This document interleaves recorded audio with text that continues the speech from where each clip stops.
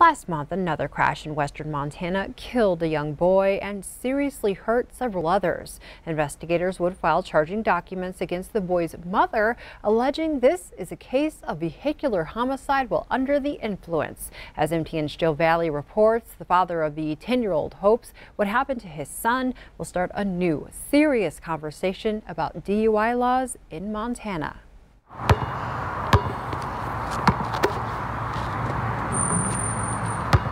Daniel Beard loves spending time with his oldest son, Brecken. Nice. Capturing those special father and son moments on his cell phone while shooting hoops on a warm Montana day. You know, most of us have videos just like this on our phones.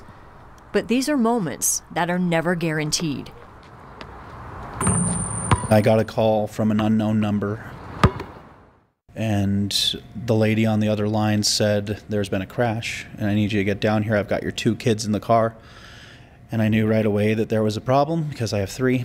And I had just asked her, "I have 3 kids. Where's Brecken?" And she said, "You just need to get down here."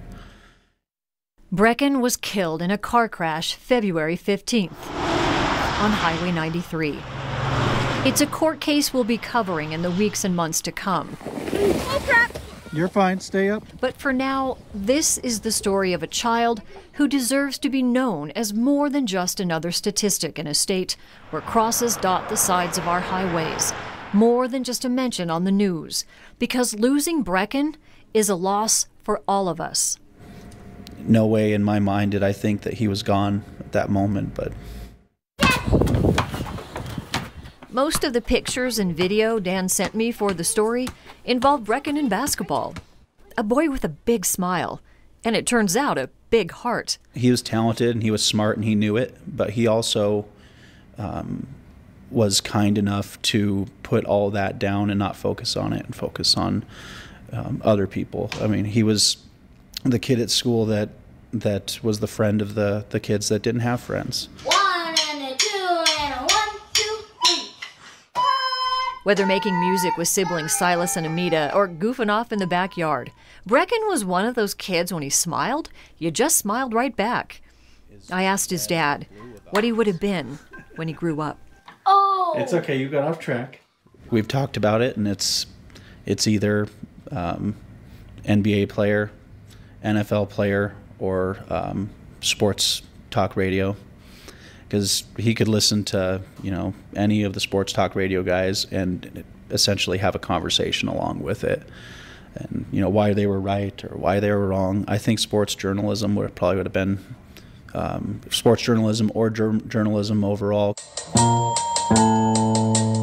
Brecken was into music. In fact, he was learning to play the guitar just like his dad.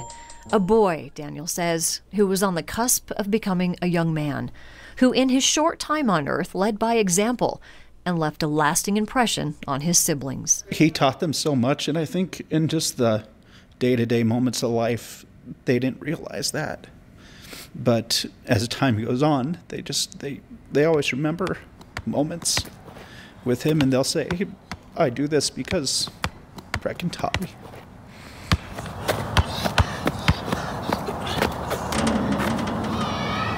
Nice. Thank you so much, Jill. Daniel and his family are now working with Republican Representative Sharon Grief of Florence to write up legislation to toughen the penalties for drunk driving. Representative Bill Mercer also has legislation that could be voted on today to impose mandatory prison time after a 7th DUI conviction. The last time he proposed something similar, it was vetoed by Governor Steve Bullock.